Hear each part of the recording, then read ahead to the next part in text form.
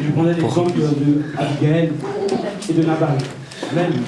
Alors, deux illustrations de la Bible en fait qui nous montrent que justement dans nos vies, la chair doit partir. Amen. Si nous voulons vraiment être libres, si nous voulons vraiment vivre pleinement les choses de Dieu, bah, la chair qui est en nous en fait va être crucifiée. Amen. Amen. Oh oui, frère. Nous voulons être libres en fait de toute œuvre de la chair. Alors, dans la Bible, on voit l'exemple d'Abraham et de Sarah. Abraham reçoit la promesse de Dieu.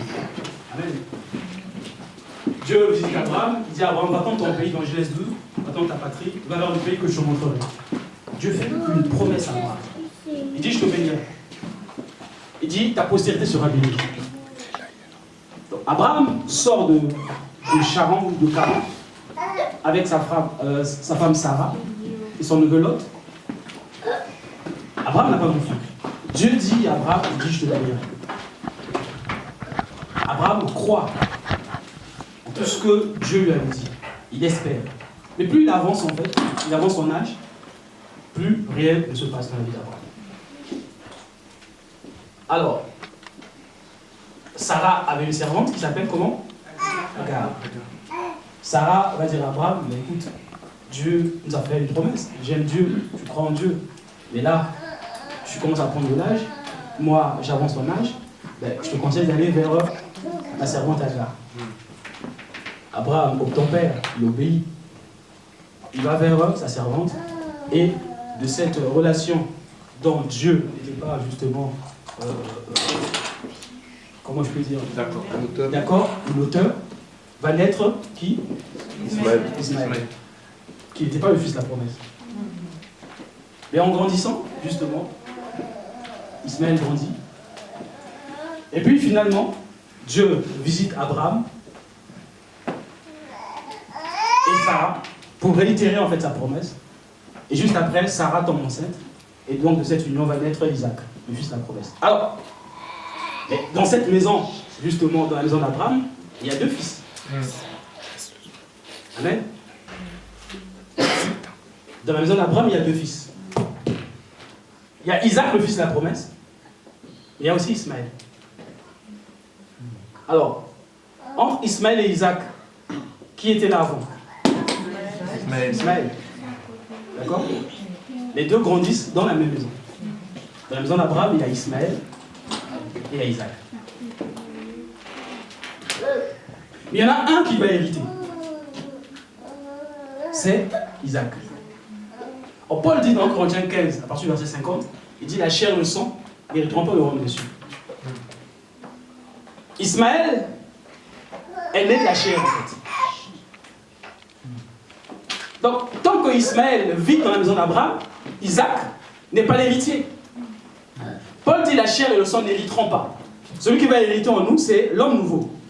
L'esprit qui est en nous qui a été régénéré lors de la nouvelle naissance. C'est lui qui va hériter en fait, pas la chair et le sang. Donc aussi longtemps que cet enfant Ismaël était dans la maison d'Abraham, ben Isaac n'avait pas en fait tous les droits qu'il faut pour pouvoir hériter les promesses d'Abraham. Et voilà pourquoi à un moment dans Genèse 21, Sarah, la Bible nous dit que Sarah vu l'enfant rire en parlant d'Ismaël. Lorsque cet enfant rit, Sarah va dire à son mari, chasse la servante avec son fils, car le fils de la servante n'héritera pas avec mon fils. Chasse la servante, la chair, et le fils de la servante, donc le vieil homme, parce qu'il était là avant. Le vieil homme, nous, en fait, il était là avant. L'esprit qui est régénéré, donc l'homme nouveau est venu après, qui est l'image de Isaac. Chasse la servante, la chair qui a donné naissance au vieil homme, avec son fils, donc le vieil homme, car le fils de la servante, donc le vieil homme, n'héritera pas avec l'homme nouveau, qui est mon fils Isaac. Chasse-le. Il faut qu'il s'en aille, en fait. Donc, aussi longtemps que cet enfant était dans la maison d'Abraham, frères et sœurs, Isaac n'avait pas les droits, n'avait pas plein droit, en fait, pour pouvoir hériter les promesses d'Abraham. Il fallait justement que cet enfant s'en aille. Et la Bible nous dit que Agar a pris justement Ismaël et ils sont partis. C'est comme ça que Isaac a hérité les promesses d'Abraham son père. Donc, aussi longtemps que le vieux qui est en nous, frères et sœurs, est là, ben, ça sera difficile pour nous, en fait, d'hériter les promesses de Dieu. d'hériter la vie éternelle. Donc il faut qu'il s'en aille. Et comme Ludovic disait tout à l'heure, il faut qu'on le crucifie tous les jours. Tous les jours, en fait. Lui dire, toi, tais-toi, tu n'as rien à dire. Ça, c'est la première illustration. La deuxième, comme je vous l'ai dit, c'est Abigail et Nabal. Vous lisez dans 1 Samuel, chapitre 25. La Bible nous dit que Nabal avait épousé Abigail. Ils vivaient ensemble. Abigail était belle de figure, elle était douce, elle était servante de l'Éternel. Mais la Bible dit que son mari Nabal était méchant. Donc, dans cette maison cohabitaient le bien et le mal.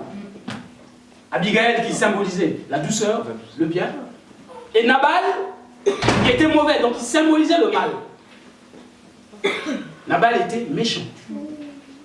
Au point où quand David a envoyé ses serviteurs aller voir Nabal, parce que David était en cavale pour que justement Nabal puisse leur donner des vivres, Nabal avait refusé.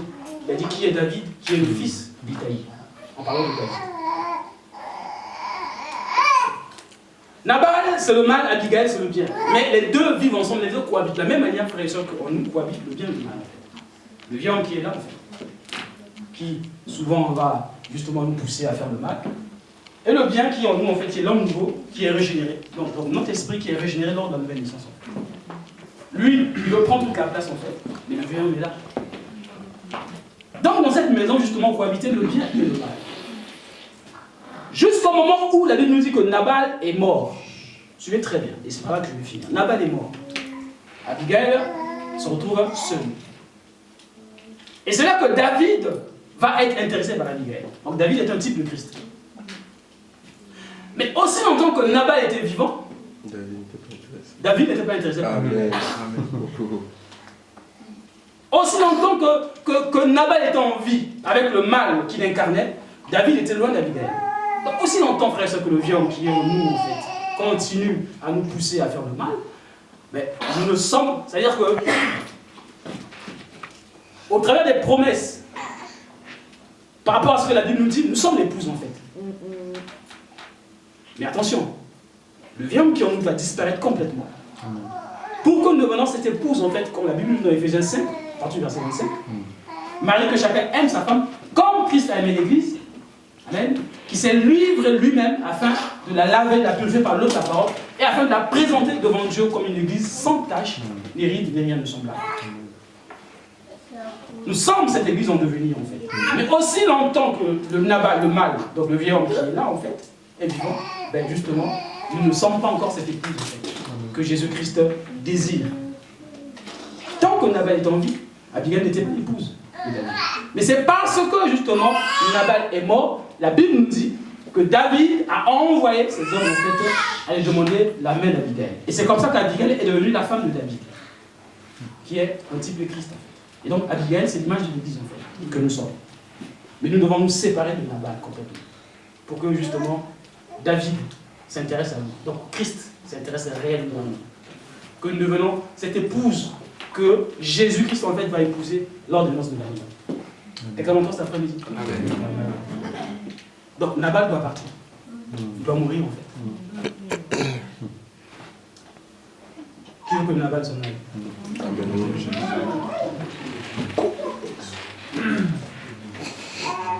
Qui veut chasser la servante et le fils de la servante dans sa vie? Alléluia. Amen. Que Dieu bénisse. Amen. Amen.